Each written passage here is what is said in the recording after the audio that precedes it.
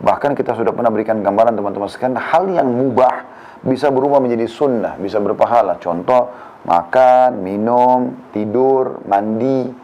Pada saat Anda meniatkan memang untuk ya, ibadah.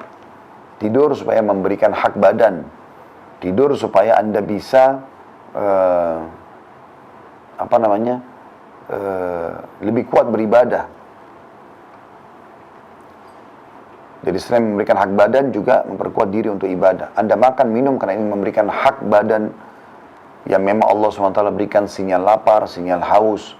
Jadi bukan cuma sekedar hilangkan lapar dan haus, tapi memang memberikan hak badan. Jadi dari mubah menjadi sunnah gitu kan. Begitu juga dengan tidur misalnya, begitu juga dengan mandi misalnya. Bukan hanya sekedar mandi, tapi mandi agar bisa lebih segar dalam beribadah, lebih merawat tubuh yang Allah amanahkan.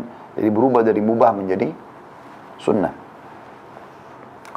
Maka dari itu Rasulullah SAW bersabda, "Igtanim khamsan qabla khamsin, syababaka qabla haramik, wa sihhataka qabla saqamik, wa ginaka qabla fakrik, wa faragaka qabla syuglik, wa hayataka qabla mautik." Pergunakanlah 5 hal sebelum datangnya 5 hal. Masa mudamu sebelum masa tuamu.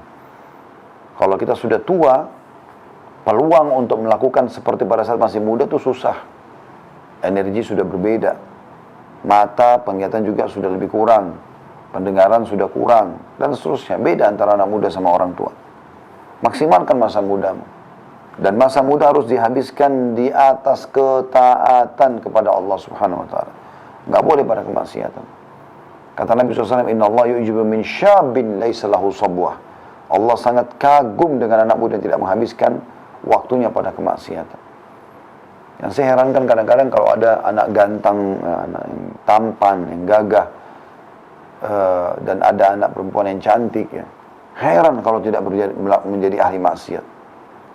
Jadi kalau hadir di majelis ilmu, aneh. Jadi majelis ilmu itu harus orang-orang yang jelek-jelek saja. Ini aneh betul ini. Ya.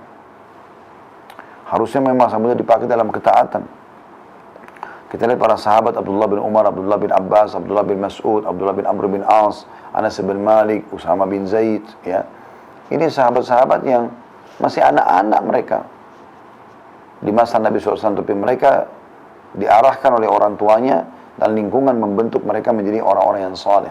Sehingga pada saat Nabi SAW meninggal, umur mereka masih belasan tahun, mereka setelah itu sudah bisa menjadi ulama. Bahkan Usama bin Zaid menjadi panglima perang. Di dalam pasukannya ada Abu Bakar, ada Umar, ada Uthman, ada Ali, sahabat-sahabat Nabi yang mulia, yang terkenal sahabat senior. Tapi Nabi SAW tunjuk dia. Sebagian orang sempat berbicara, apakah anak kecil ini bisa pimpin peperangan? Di tengah-tengah pasukan ada si fulan dan si fulan. Kata Nabi SAW, sungguhnya mereka telah meragukannya sebagaimana mereka meragukan ayahnya. Tapi ketahuilah dia orang yang ahli di bidangnya. 17 tahun umur Usama bin Zaid pada saat itu. Gitu kan?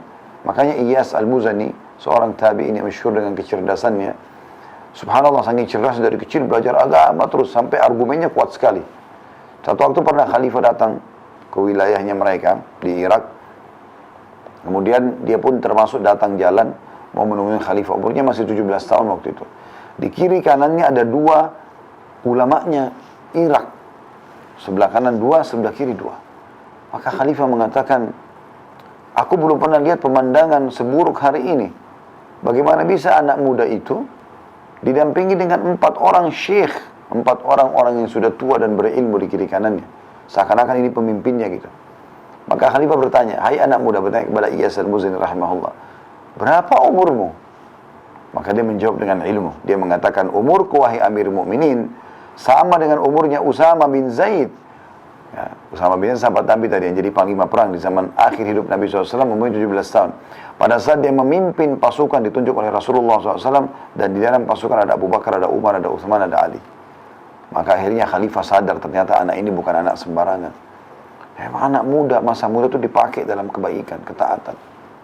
Kalau kita pernah lost teman-teman sekalian di masa muda kita habis dalam kemaksiatan atau hal yang tidak berguna, jangan wariskan keburukan itu kepada anak-anak. Bentuk mereka menjadi generasi Rabbani, generasi yang kita jadikan sebagai penutup kesalahan kita di masa lalu.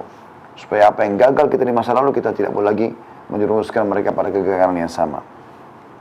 Dan ada orang mewariskan masa buruknya, dia hamil di luar nikah, Kemudian dia juga suruh anaknya, nggak apa-apa kok ibu juga dulu begitu. Nggak apa-apa, Syarana ayah juga dulu begitu. Jadi dia biarkan anaknya sama dengan dia, na'udzubillah. Yang kedua, masa sehatmu sebelum sakitmu. Selama Anda masih sehat, jaga teman-teman sekalian. Pakai dalam ketaatan. Nah kalau sudah sakit, susah. Udah nggak bisa buat apa-apa. Ada pengusaha terkenal dari Jepang, baru memimpin meeting dengan proyek jutaan dolar, dan terkenal orang yang sangat sukses, menjadi buah bibir di tengah-tengah orang.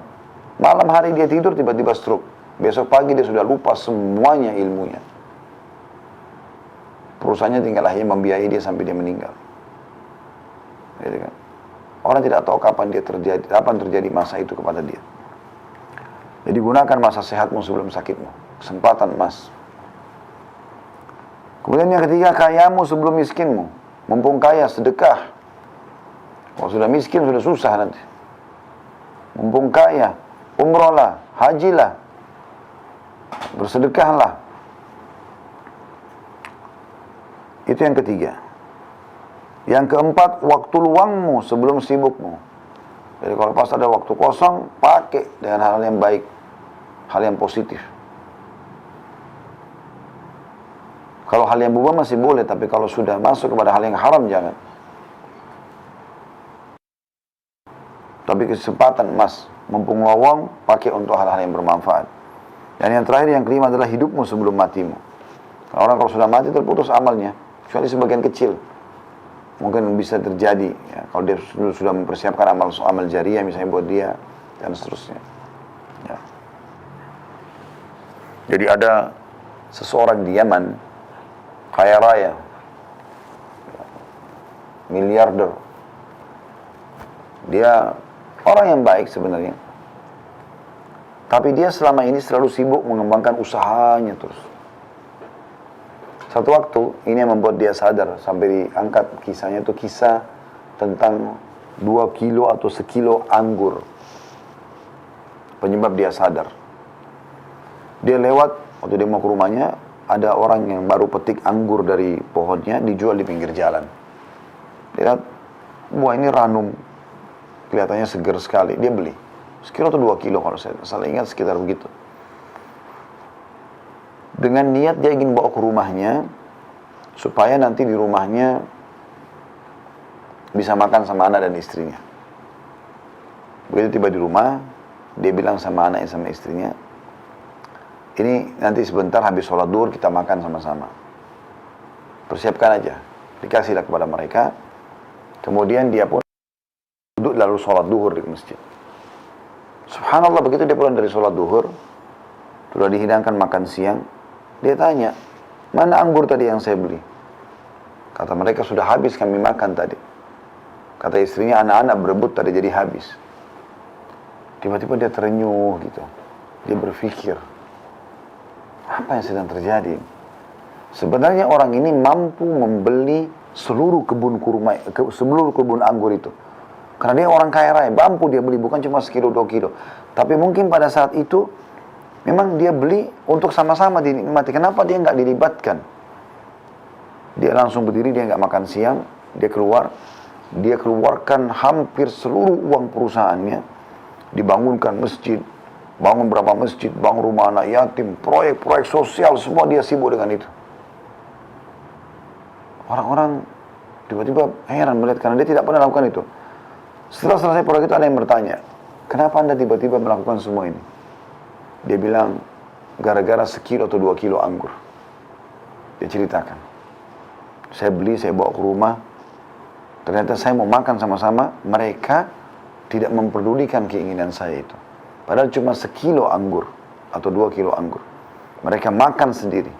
Maka bagaimana saya bisa harapkan mereka pada saat saya sudah meninggal, mereka akan membangun masjid buat saya, mereka akan berbuat amal saleh buat saya.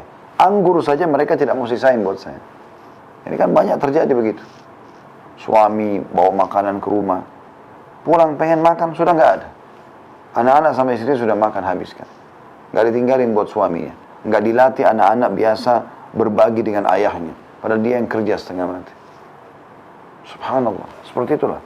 Jadi maksimalkan masa hidup sebelum matimu, karena kalau sudah mati kita belum tentu bisa berbuat. Apalagi kita berharap ahli waris kita melakukan, belum tentu. Belum tentu semua itu.